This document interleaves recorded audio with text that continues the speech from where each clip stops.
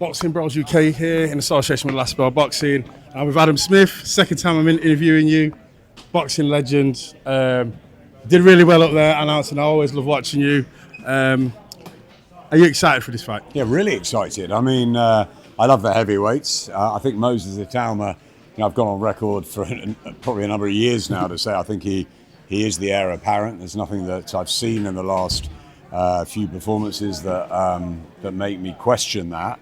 I thought he was brilliant against Jermaine Franklin. Obviously, he dispatched Dillian White, Dempsey McCain, all the others. And it's the fighters that talk about him. It's the AJs, the Furies, the Joe Joyces, the Lawrence Okolis, that make me think that he is the real deal. However, he still has to go through the levels. And this is a step up. It's a big step up against a world-class fighter who probably should have been a world champion at some point, Filip Hrgovic. We all thought he would when he got that bronze in Rio and went into the WBS. We all thought he'd become a world champion. It hasn't happened for him. He's got a bit of momentum. He's back with Abel Sanchez. He'll come in physical and probably mentally very strong condition. Just not sure whether he's got the speed to be able to keep up with Moses at this stage. But it's a fascinating fight. Yeah, it's funny you should say that. Like, Hrgovic was actually in Moses' position. David Haye, everyone was saying this is the next future of boxing, and it didn't quite work, and now Moses is the future of boxing. Cut David Haye, didn't he? So the Haye Fury fight was off. Hrgovic all those years ago, but that was the case, and we thought he was going to come through. I remember Marin Cilic was having a big time in the tennis world, and there was the talk of all of them, Hrgovic and Cilic, the two big sports stars from Croatia, and disappointing maybe. I thought his performance against Zhilei Zhang was a bit strange, and then of course he had the Dubois defeat. But listen, he's taken himself away. Don't forget Mark Demore. Yeah, and he's had some really good wins as well. Yeah. Lately I mean, obviously Dave Allen was a fairly comfortable one, but before that, David Adelaide was a good win. Joe Joyce, so he's earned his place again. But look, if he's going to achieve his ambition of becoming a world champion, he's got to deal with the guy that no one's been able to deal with, the southpaw that's Moses Itauma. Unbeaten in 14, 12 knockouts. He's some talent. It's ferocious. I suppose Hrgovic saying like he's had everything handed to him, but he was in that same position and he didn't really perform, so he lost those opportunities. So it's kind of unfair for him to say that. Did you think? Look, it's all words, isn't it, at this stage? I mean, I think Filip's been quite fun today. He's a character, isn't he? He's a character, and I think that Moses was a little upset earlier that he didn't feel that he had the respect for what he's done. And ultimately, who trods a sort of harder road? I mean, we know what Filip's been through. He's had it tough, but I know Moses has had it tough. So, and at the end of the day, it's you take your luck at sometimes as well. If you're dedicated and you've got talent, which they both have, they both got to the higher echelons of the sport. I just think Moses can go on and become a superstar that transcends boxing. I really do. I think he's that good. Look, we've all been wrong before, but as I say, I listen to the fighters. I listen to the other heavyweights that have worked with him, sparred with him. I listen, and I think he's got everything. Yeah, for sure. I'm from Chatham, and basically all the gyms, they tell me some stories about him. Like everyone says he's the real deal, and he wanted to beat Tyson's record. Obviously, that can't happen now. But which way are you going for the fight?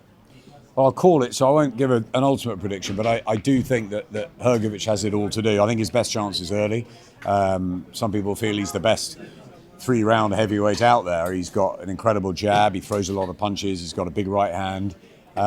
He's going to be dangerous. And I think if there's any slight, not even a criticism, but a slight notice that I had with the Jermaine Franklin fight was that Moses was a touch too gung-ho in the first round. And Ben just reminded him, calmed him down. I think he needs to keep his cool, Moses Itauma, in this.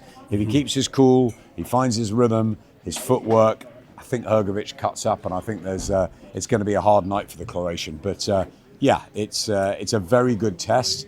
Frank Warren's calling it the litmus test. It's certainly the test before the World Title Challenge. I think he wins this, and he goes on to become a world champion sometime in 2027. I know you're a busy man. You got to go. One more question.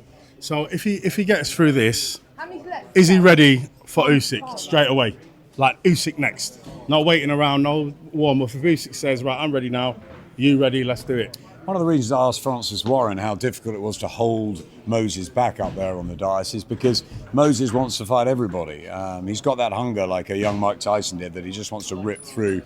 But he also knows that boxing is a business, it's a journey. There's promoters and managers there for a reason. Yeah, for sure. And they've got to get the right fights at the right time. And I don't think there's anyone better in boxing than Frank Warren to do that. Look what he did with Nassim and with Ricky and with Joe and all of those guys. He got the timing exactly right. So I think in others, at times you have to trust.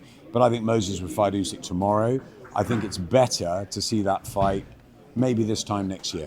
Yeah. What about as well Caballero? Do you think he could fight Caballero? Of course. Caballero is next in line, and should he not get the Usyk fight, if there's going to be the Usyk-Rico rematch, Caballero fights for a world title. So I think there's a huge sort of pull in Germany to have another massive show. It was great when we went in January. Could be a huge stadium in Dusseldorf. You know, Agit Caballero should be fighting for a world title next. He has more than waited his turn. But of course, there's massive fights out there for Moses. If Moses beats Hrgovic, he could have another one against an Andy Ruiz, someone like that, a Jerome Miller, but he could go straight in to fight the likes of a Caballero, the likes of an Usyk, or the likes of a Daniel Dubois if he beats Wardley in the rematch. And also, we don't know what's going to happen with AJ and Fury and whether they're going to avoid the youngsters or carry on. And listen, I'm not saying they're anywhere near yet. There's a long way to go. But Adam Olanyan looks a good fighter, and Leo Atang is certainly a good fighter, and they're very embryonic in their heavyweight careers. Could you imagine in 5-6 years' time what we're going to have in British boxing? It's going to be brilliant. Yeah, heavyweight division's taken over. So it could happen where Caballero, if Usyk vacates a belt, and Caballero and Moses could fight for that. Fingers crossed. Anything could happen. You know, Frank has the magic pot, or pretty much all of them in there, and he'll pull them out when he feels it's right. But there's no doubt he believes Moses Itauma is the one. Good. Thank you, Adam. It's been a pleasure, always. I appreciate it. And all of you people in Britain, please watch us at Boxing Bros UK.